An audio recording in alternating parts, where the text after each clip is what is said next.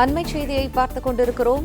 நியாயமான தொகுதி மறுவரையறை கூட்டு நடவடிக்கை குழுவின் அடுத்த கூட்டமானது ஹைதராபாத்தில் நடைபெறும் என தமிழக முதலமைச்சர் மு.க.ஸ்டாலின் தெரிவித்திருக்கிறார்.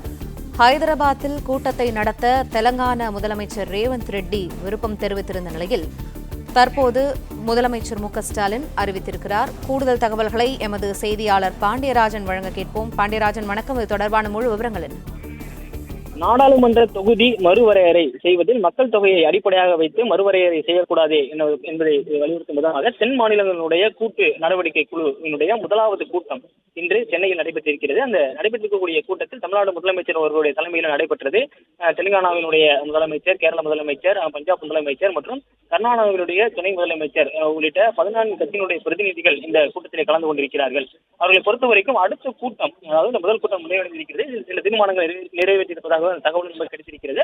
அடுத்த கூட்டம் ஹைதராபாத்தில் நடைபெறும் எனவும் தமிழ்நாடு முதலமைச்சர் இங்கே அறிவித்திருக்கிறார். குறிப்பாக அவர்கள் நிறைவேற்றுவதாக சொல்லப்பட்ட அந்த தீர்மானத்தினுடைய ஒரு சில தகவல்கள் வந்திருக்கிறது. அதாவது இந்த நாடாளுமன்றத்தினுடைய மறுவரையறை என்பது 30 ஆண்டுகளுக்கு ஒரு முறை நடைபெற வேண்டும் என்பது சட்டப்படி இந்தியாவினுடைய கான்ஸ்டிடியூஷனில் இருக்கக்கூடிய ஒரு விஷயம்.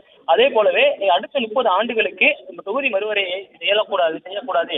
தற்போது இந்த தொகுதி மறுவரையறை செய்யும் திட்டத்தை 30 ஆண்டுகளுக்கு ஒத்திவைக்க வேண்டும், அடுத்த 30 ஆண்டுகளுக்கு ஒத்திவைக்க வேண்டும் என்கின்ற தீர்மானத்தை வலியுறுத்தியிருப்பதாக அனைத்து கட்சியினரும் அங்கே ஒருமித்தமாக கருத்தோடு தீர்மானம் நிறைவேற்றியிருப்பதாக ஒரு தகவல் கிடைத்திருக்கிறது.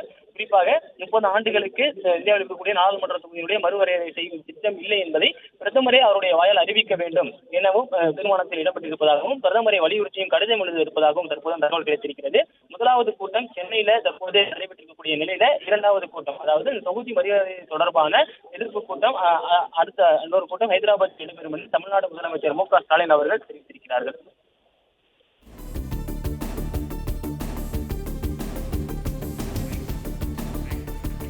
நன்றி பாண்டியராஜன், விரிவான தகவல்களை வழங்கியமைக்கு.